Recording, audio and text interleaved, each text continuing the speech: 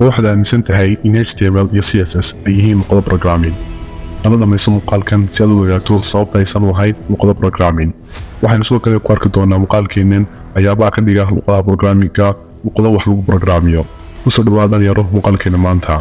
Waxaan nahay teamka Tech Somali, waxaanu jada ka soo gudbinaa arrimaha la xiriira teknolojiyadda sida cybersecurity-ga, programmingka iyo guud ahaan mawduucyada la xiriira teknolojiyadda. Haddii arrimahaas xiisayso, nagu soo biir.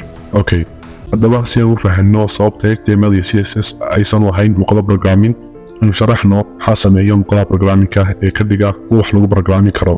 haddaynu si kooban u sharaxno luqad programming ama programming language waa instructions ama tallaabooyin loo dhigay in lagu fuliyo shaqooyin cayiman iyadoo la adeegsanayo logic, go'aan qaadasho iyo counterless structure. tusaalaha aynu saddexdan qodob si fiican u fahmaynaa.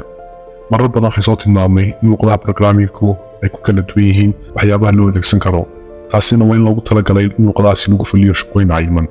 luqadaha programmingka sida JavaScript, Python ama C++ waxaynu qornaa instructions ka dhigaya computerkii inuu kala dooran karo options aynu siinay, inuu soo celcelin karo shaqooyinka qaar, iyo inuu xasuusan karo oo xifdin karo waxyaabaha aynu ka dalbanno inuu inoo hayo.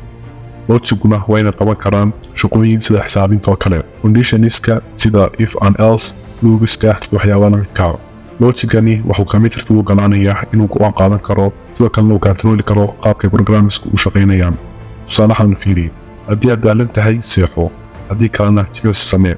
computerkii waxaanu ka dhigaynaa inuu fikiro kadibna uu go'aan qaadan karo si structure ah, isagoo go'aanka uu qaadanayo ku qiimeynaya waxyaabaha aynu hore ugu soo sheegnay.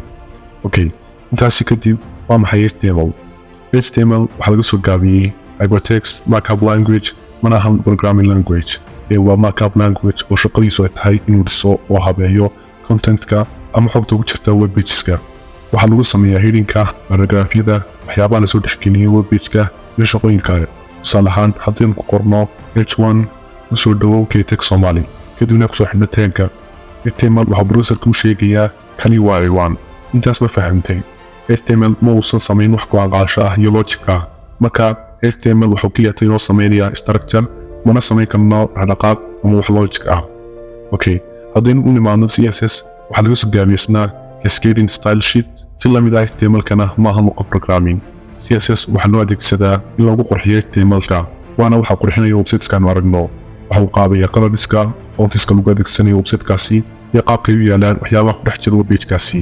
tusaale ahaan waxaanu oran karnaa headingka colorkiisa blue inooga dhig. si la mid ah HTML-kii, CSS-na ma samaynayo go'aan qaadasho iyo logic. waxaa kaliya browserka u sheegayaa sida u rabno inuu headingkaasi u ekaado bes. haddaba farqiga u dhexeeya luqadaha programming iyo HTML iyo CSS waa inaysan labadani lahayn logic iyo decision making. luqad kasta oo programming ah waxaan ku samayn karnaa go'aan qaadasho iyo logic sida if and else, looping iyo functions. tusaale ahaan HTML waxaan ku dhisi karnaa button, CSS-na waxaan ku qeexin karnaa buttonkaasi, laakiin midkoodna kuma samayn karno in buttonkaasi shaqo inoo qabto marka la klik karayo. si aynu taas u samayno, waxaan u baahannahay luqad programming oo logic leh sida JavaScript. inaynu kala fahanno farqiga u dhexeeya luqadaha programmingka iyo HTML iyo CSS waxay naga caawinaysaa in wax badan ka fahmi karno informatiga. HTML iyo CSS waa tools aynu ku samayno structure-ka iyo qurxinta web pageska iyo xogaha inagu jira. haddaynu rabno inaynu web pagekaasi ka dhigno dynamic iyo interactive ah, waxaan u baahannahay luqad programming. waad ku maadsantay daawashada muuqaalkan. haddii aad wax ka faa'iiday, ha ilaawin inaad like garayso lana wadaagto asxaabtaada. mahadsanid.